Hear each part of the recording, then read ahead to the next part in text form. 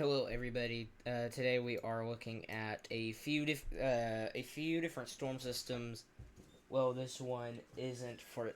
This first system will be for tomorrow, Friday, April 18th, through Easter Sunday, and we will have a second storm system next week that can bring several waves of severe weather across the southern plains.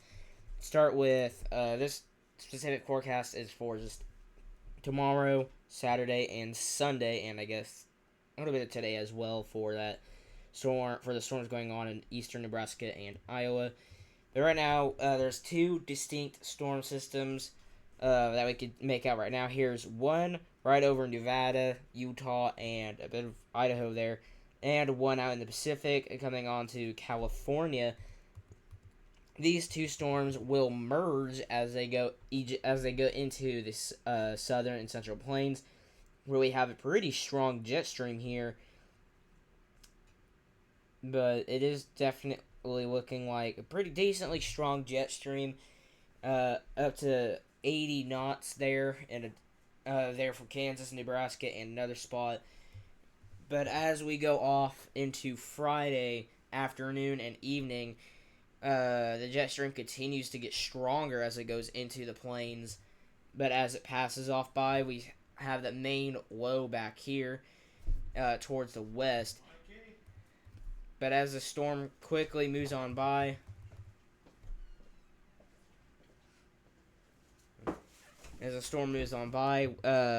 it should weaken, but we do have a bit of a jet streak here as well. But we're here. This is Easter Sunday, by the way, and the severe weather will have moved off to the east in Arkansas, Texas, as far north as Illinois, southern Illinois. But as the system goes on by and it starts to weaken out, we will see another system come out next week. I don't think it'll pull up on this specific model just yet, but yeah, there it is. And here's the other system out here. This is for next week, and it could bring some severe weather, but right now it's really far out, and we shouldn't set that in stone now. But now let's go ahead and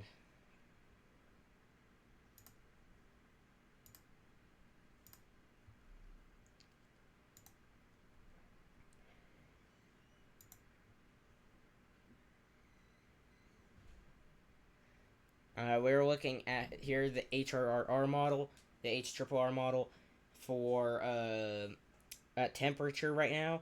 Right now we do have some very warm 70s to even 80-degree dew points in east southeast Nebraska and western central Iowa. And here's that cold front stretching around here where the wind barbs are showing northerly winds. And we see a sharp, decently sharp drop off point here.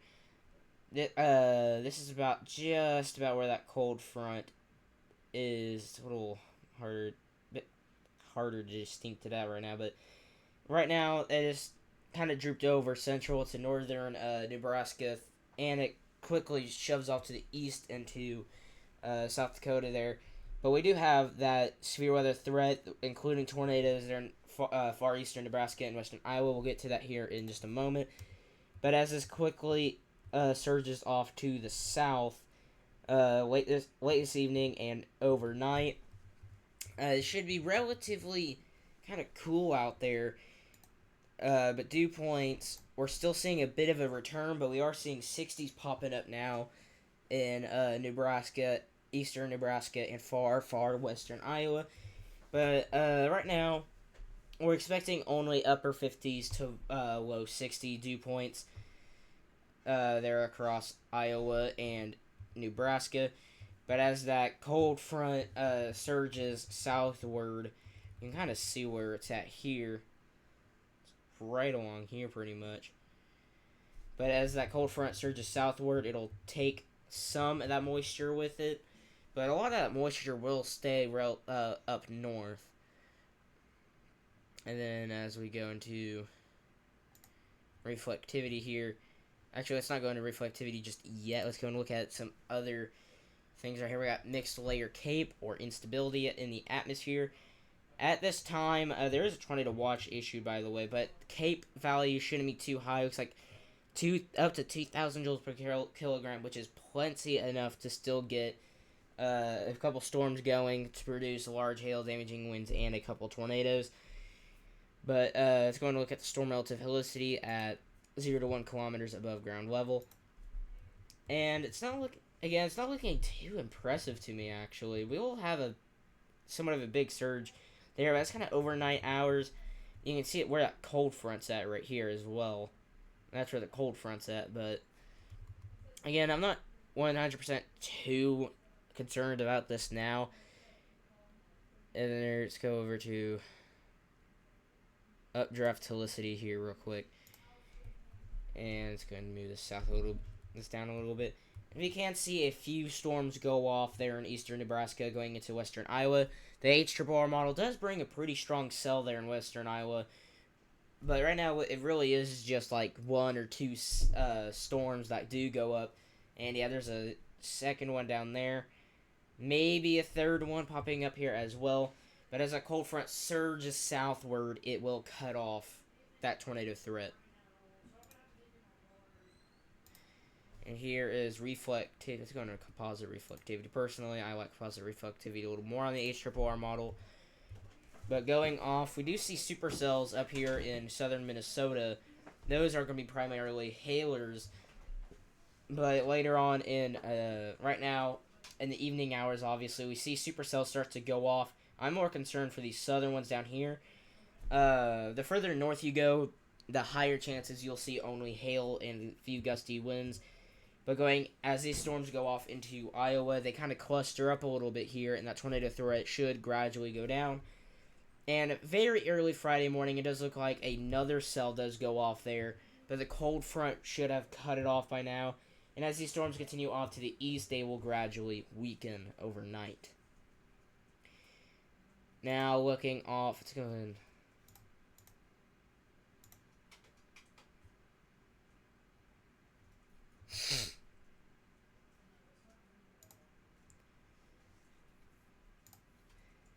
Alright, now we are looking at temperatures here in Oklahoma, Texas, and southern Kansas, where we have a threat for severe weather here for tomorrow on Friday, April 18th.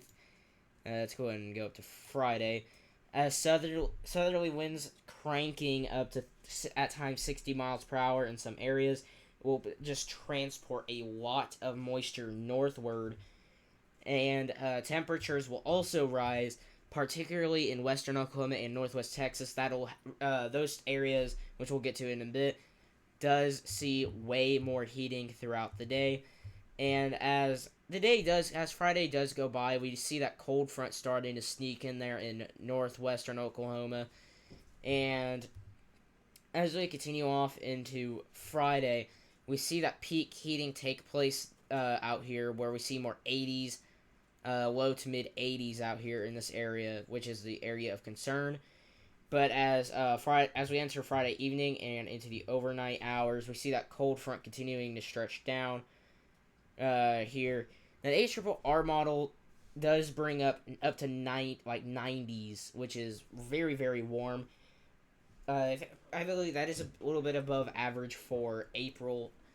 But as we continue off into Friday evening, the cold front continues. It's kind of weird to look at, but the cold front does appear to stall up here in northern Oklahoma. It does look like that's what happens, but going into the overnight hours, that cold front noticeably surges on downwards, down south, and there will be an existing severe weather threat, which does include tornadoes out here in Arkansas, Texas, and southern Oklahoma. But right now, the HRRR model does bring that cold front to a bit of a stall until late Friday night into Saturday morning. I'll be keeping a close eye on that. Going into with dew points, right now the HRRR model is, for even today, Thursday's ringing 60s, but what we're looking at is Friday. I feel like the HRRR model is a little aggressive with the dew points here, but nonetheless, we still have upper 50s to low to maybe mid 60 dew points that continues to surge northward here. And again, you can clearly see where that cold front will be down here, right here, going into Friday afternoon. We'll continue to see low level moisture here in central and southern Oklahoma as well. And as that cold front continues to surge southward. Now, the cold front isn't like a very powerful one. It's not one of those cold fronts that completely eliminate the dew points, but it will help lower at least a little bit going into Saturday and Easter weekend, Easter Sunday. We see the moisture more off to the east and south, where we'll continue to see the chances for severe weather. And going off into the actually, let's go and check out. Keep doing that by accident. We're taking the mixed layer instability or mixed layer CAPE, and already we're seeing over 2,000 joules per kilogram here on Thursday, April 17th. But going into the 18th is when the magic really starts. Going into the afternoon hours with that peak heating and the major moisture return, the HRRR model brings up to 2,500, almost at times close to 3,000 joules per kilogram. I don't think we'll exceed 3,000, but we'll get. Some areas might get a bit close, and that would be very favorable for very large hail. But again, that cold front, as it surges southward, and we lose daytime heating in Oklahoma and Texas, that instability will drop, but you can kind of see it here, but only by like a frame or two. But we do see a bit more return for the storms going into Easter weekend. Looking at the SRH, or storm relative helicity, this shows the possibility for the best shear and the best spin in the atmosphere. And this does bring up some some decent to good conditions here across Oklahoma. But again, you can see where that cold front sits here. The HRRR model on all of these products continue to leave that cold front up north, and if that is the case, then that tornado threat will continue to increase a little bit there. But as we go into the overnight hours, and then the cold front surges southward. Let's go into updraft helicity, looking for any tracks here. Going into Friday, we're looking for any supercellular tracks here. And I'm not entirely sure what this model is doing, but it brings up a cell here in North Oklahoma City Metro that travels up towards Tulsa. I'm not really sold on that, because what we're expecting is storms to fire off down here in southwestern Oklahoma and southwestern Oklahoma and northwest Texas. And those are expected to move east, northeast. Looking into, now we're going to go over to reflectivity, composite reflectivity specifically. Let's go and move off to Friday. And that dry line sets up out west, and it does appear early in the day. It might actually fire off some convection in western Texas. Maybe there. Some of those, they won't last very long, but going into Friday afternoon, we start to see some rain and showers taking off. But what really sparks, maybe we will see supercells up here and further north. Huh. Oh, well, I can take that back, I guess. But we can clearly, now the HRRR model, earlier when I checked the HRRR model, I don't believe this was picking up, but here we see supercells up here from what looks like North Oklahoma City, near the El Reno area. We see several storms taking off, and all these storms up here from central Oklahoma up to the northeast into Kansas, Missouri. They should be mostly wind and hail threats, but the existing isolated tornado or two threat should still persist. And I do think we'll see a couple more storms down here in southwest Oklahoma and northwest Texas. But right now, these storms, as they get undercut by the cold front, they will exceedingly become more hailers and wind producers. But going into Saturday, we see more storms taking off there in central Oklahoma and southern Oklahoma. That's where the next line of storms will continue off in for Easter weekend.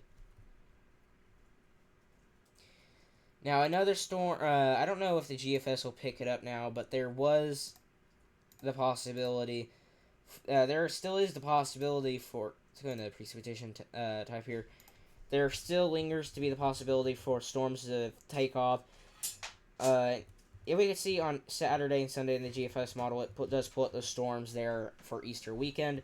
But going into next week, and here's Easter here. Here's Easter right now, popping up here. That's several storms in Oklahoma and Texas. But as this storm heads on off to the east, it looks like a pretty big wind threat on the GFS model. Now I'm looking at this here. But going into next week, we'll see another system take off in the central and southern plains, where more severe weather is expected from what appears to be Tuesday all the way out through Friday. Here's Thursday, we can see a few storms there in Oklahoma taking off, and Friday we see some clusters out here in Texas, Oklahoma, Kansas, and each day not entirely locked in, although it is expected to. We are still expecting to see several storm waves to come through. And here's next weekend. It's way too far out, but we do have what appears to be another couple. Looks like maybe one or two storms actually coming out and giving another severe weather threat. But again, this is way too far out to lock in, but something to watch pretty closely. Going into Storm Prediction Center, here's today's outlook, April 17th, 2025. We have a level 3 enhanced risk here in the eastern Nebraska and western to central Iowa. It is not tornado driven. The tornado area is actually pretty small. There is in eastern Nebraska, far eastern Nebraska, pretty much north of the Lincoln area, southeast of Norfolk, and Omaha area, really. And that does go off into far western Iowa. I do expect to see a tornado or two there. Wind threat, not as high, but there's that 15% risk there in the same spot from eastern Nebraska to central Iowa. There are Des Moines all the way out to north of Lincoln, Omaha, and southeast of Norfolk. Some wind gusts can get up to 70 miles per hour. Some tree limbs, maybe a few power outages here and there. Hail, though. Hail is the greatest concern. We are expecting tennis ball to possibly even baseball size hail there in that red spot from eastern Nebraska into western to possibly central Iowa, where we see Des Moines, Omaha, north of Lincoln, and southeast of Norfolk again. And outside of that, we do have the 15% hatched risk a little bit there. And I do expect to see a few, maybe a couple golf balls and maybe even tennis balls in there as well. But again, it's not the tornado is not the greatest concern. It is hail. Going into tomorrow, April 18th, we see a massive level 2 slight risk, ranging from the Abilene area of Texas through Oklahoma City, Tulsa, Springfield, Missouri, east of Kansas City, and that goes off through Illinois and central to northern Indiana, all the way into Michigan. Tornado threat, again, not at its highest. We have a massive 2% risk for an isolated tornado or two from Michigan all the way down to the Abilene area. But we do have a 5% risk here in western Oklahoma, southwest Oklahoma, and far north west Texas there. I do expect it to move for this tornado risk to expand to the east and northeast a little bit into Oklahoma City, Norman, and maybe into Wichita Falls. I think it should remain as a 5% risk, but if the HRRR model is our most accurate model right now, that cold front will stall further to the north. Wind, on the other hand, the wind threat, 60, 70 miles per hour anywhere from central Michigan all the way down to Wichita Falls and Abilene in Texas. 60, 70 mile per hour wind gusts in there. Not the primary concern, but hail is a concern here for far southern Kansas into central Oklahoma, southwestern Oklahoma, and far north Texas, where we could see golf ball size hail and possibly a few tennis balls as well. With how high our instability is, close to 3,000 joules per kilogram in some areas, especially down there in central and southern Oklahoma, is where I think we'll see the highest hail threat.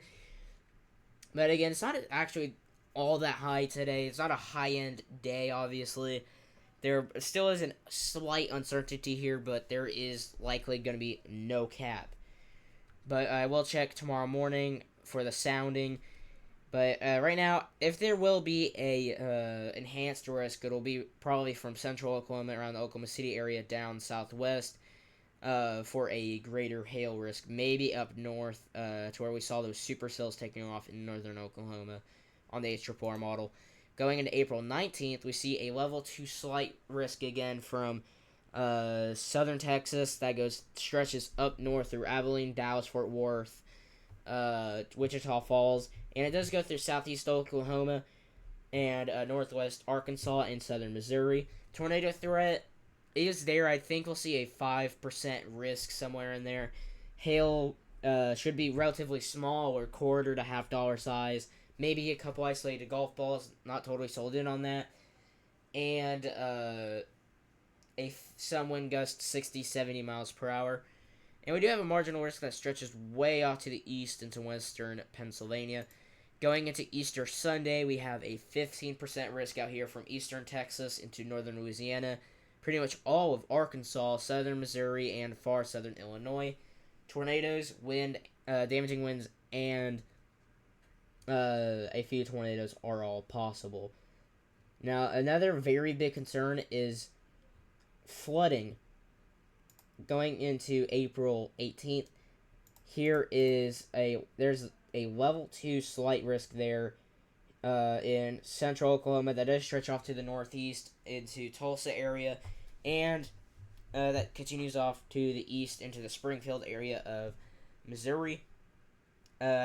We are expecting quite a bit of rain the next few days, but going into April 19th, we see a pretty big moderate risk, pretty much from the St. Louis area, and that Illinois, Missouri city right there, St. Louis, down south through Springfield, Tulsa, and close to the Oklahoma City area that goes down south near the McKinney, Dallas area as well. Bigger slight risk there, ranging from the Abilene area up north through central southern Illinois. And days following, not as great a risk. But so far, April 19th is looking like the most rainfall, but Oklahoma needs it, Texas needs it. They can get any rain we can really get. I hope you guys enjoyed this forecast. If you did, please like and subscribe. And I will be most likely live on these storms in the next couple of days as well.